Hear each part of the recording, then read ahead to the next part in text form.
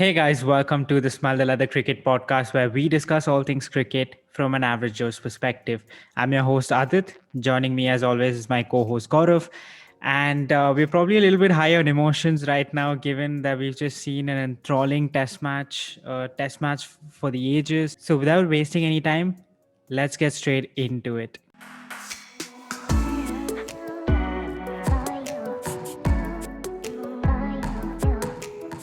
Like we do always, just a brief summary for our listeners. The scorecards that is. So Australia's first innings, they started off with 338 with Steven Smith scoring 131 and Jadeja picking up 4 for 62. Indian reply picked up 244 runs and then got bowled out. Gill and Pujara top scoring with 50s each, and Cummins picking up 4 for 29 of 21 overs.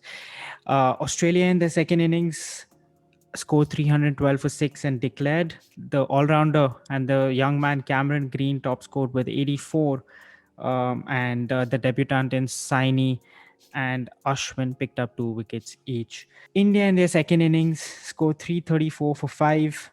Pant with a career defining 97, shall we say. Hazelwood and Lyon picking up 2 wickets each, and the match ended in a draw. But Gaurav, I think that scorecard or any scorecard won't communicate the fight, the grit, the drama, the tension that this test match came with. So let's just start off with your reactions on that fourth innings and what it means for Team India. Yeah, let me just recall how this test match panned out for India. Right from the beginning, you had four of their premier fast bowlers missing out in Ishant Sharma, Shami, Umesh Yadav, and Bhuvneshwar Kumar, and then your best batsman not being available for personal reasons. Then you come into the test match, obviously after winning the last game, which was confidence booster for them.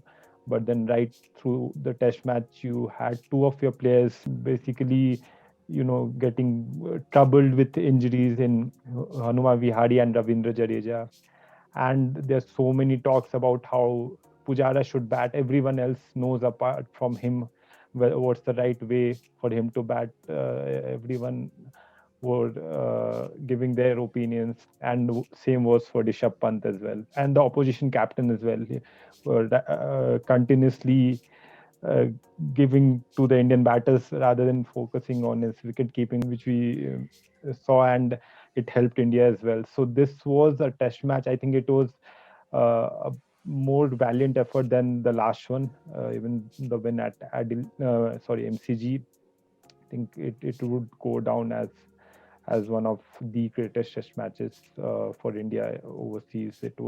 I mean, to bat on a fifth-day surface in Sydney, which was actually not a very troubling one, because as the game progressed, it got easier to bat on, but still against the best bowling lineup in the world, it was a great effort. It really was.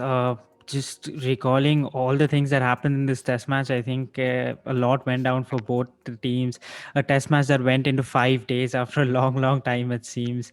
And so we have a lot to discuss. So let's start off with India's batting performance. What did you make of it, their overall performance in this test match? I think they did a pretty good job. Apart from that, the first innings, they went off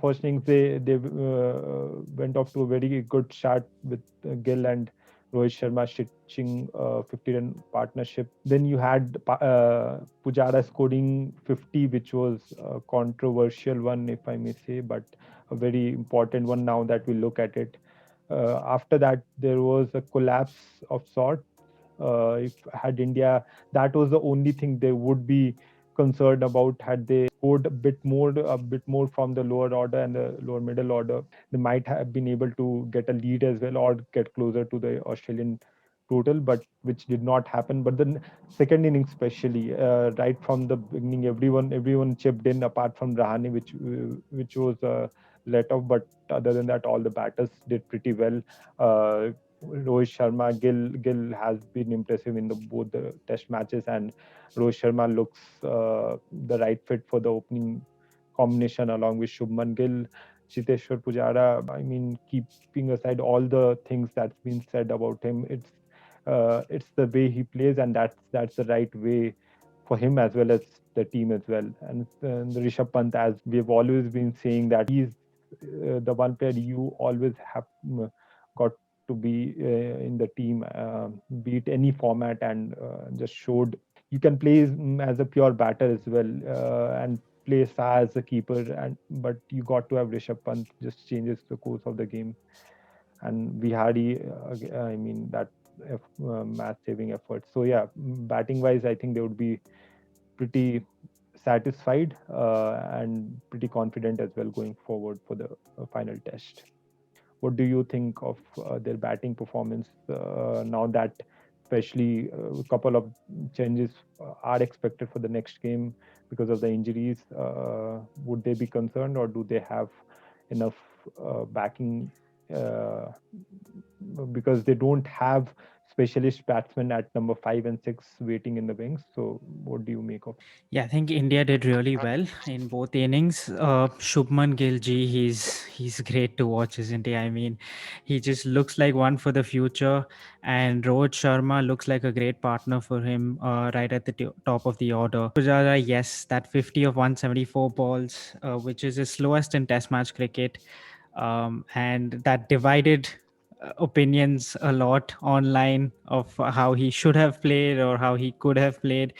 Um, but then that's how Pujara bats, and I think it was more exaggerated because of how number 4 and 5 played too. They played in a similar way like Pujara did, and maybe that's why there was a lot of chatter online about that particular spell of play. I think Rahane, it was a little bit disappointing to see him go on the defensive, especially after his knock in the last game at the MCG. I would have liked to thought that he would have taken the attack to the bowlers, and a little bit more than he did in that first innings. Hanuman Vihari, again, I would really like to see them continuing that switch that they made in the second innings, sending Pant at number 5. I think it just mixes it up a little bit for the Indian batting lineup, where you have your stroke makers and Rohit and Gill at 1 and 2, a little bit of solidarity from Pujara and Rahane, and then you have a little bit of attacking nature from Pant, and then again you have Vihari as well at number 6. So I think that's probably the mantra for them going forward.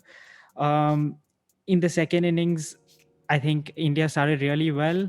They put on 50 plus in both innings. I think that's happened after a long time. And India ended day 4 on 98 for 2 with all results possible, um, going into the fifth day. And then you saw Rahane getting caught off the second ball of the day, and it could have gone very downhill from there. But then you saw Pant came in, and he has that ability to just take the game away from you, and that's exactly what he did. And it was not like he just came out and started smashing the ball to all parts. He took his time. He was 7 of 36 at one point, if I remember, and then he just took the attack to Lion. So it was wonderful to watch him bat, and yes, he definitely makes this team as a pure batsman. I don't see how he doesn't fit into all three formats actually, for India going forward. We've spoken about their batting. Now we know Jadeja is injured at least until the second test for England. How do you see their makeup going into the next test? Uh, Look, they'll probably select everyone who is fit and ready to play. They don't have many choices, to be honest, because Jadeja won't be there. So the only options available are, if you want to play a specialist bowler, but that again weakens the batting. So they'll probably want to go in with two batters in place of Vihari and Jadeja. So there is Prithvi Shaw and there's Mayank Agarwal. They have to bat out of their positions.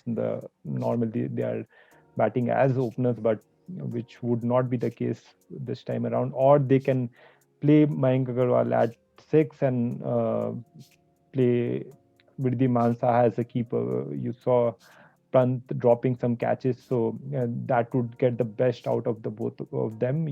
Because Pant, after his knock, has to be there. We just hope that his injury is not that bad and is able to play in the next game. So yeah, they might go in with four bowlers, Ashwin and the three pacers and play all the batters that they can. Yeah, I would like to think that something similar as well. Like you mentioned, uh, Pant is probably not the greatest of keepers India has at the moment. Saha, we saw in the first innings Pant dropping Pukovsky. And then if you contrast that to Saha taking one down the leg side in the second innings, it just shows that difference of skill in wicket keeping. And I would like to think that you would want a proper wicket keeper. And so for me, as you said, Saha comes in at probably number 7. Pant keeps his spot at 5 from the second innings, and I think they can give Vihari another go at 6, given he did play a great innings. A blockathon from Vihari and Ashwin, 259 balls to draw the test match. So he definitely deserves another chance. I would like to think. Yeah, for sure. Uh, because of the hamstring, that's the only worry that they have. If he would be able to recover in time, or if he does, he's obviously with the knock that he played, he would be a sure shot. But in case he does not recover, which is most likely the case, then probably they would want to play either of Mayank Agarwal or Prithvi Shaw, and Mayank Agarwal gets a nod ahead of Prithvi Shaw for sure. Yeah, I agree with that. A word on India's bowling, because they did a good job as well. Navdeep Saini has had his debut. Siraj was in the wickets. What are your thoughts? Yeah, look at 200 for two odd in the first innings. They did a great job to wrap up the innings at 338. At one point, it looked like Australia are in for mammoth score, probably more than 450, with Labuschagne and Smith looking ominous, in fact. But then they managed to come back pretty well. The second innings, actually, the pitch got really great to bat on, so can't blame too much on the Indian bowlers.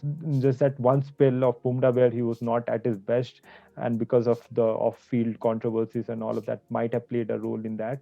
Apart from that, I think with the pitch conditions and how the match situations were, they did a pretty good job.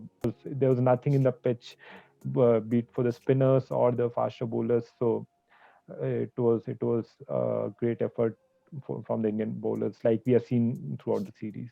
For sure, Siraj did really well. I think he got uh, David Warner in the first innings and Pukovsky with a beautiful delivery in the second innings. Navdeep Saini had a little bit of an inconsistent start to his test career, with him bowling a lot of the times short and wide and getting picked off for runs as well. Jadeja bowled really well in the first innings. I think he adjusted better to this pitch than Ravichandran Ashwin. I think the pitch suited his style of bowling more. He picked up 4 wickets in that first innings. So it was great to see overall from India.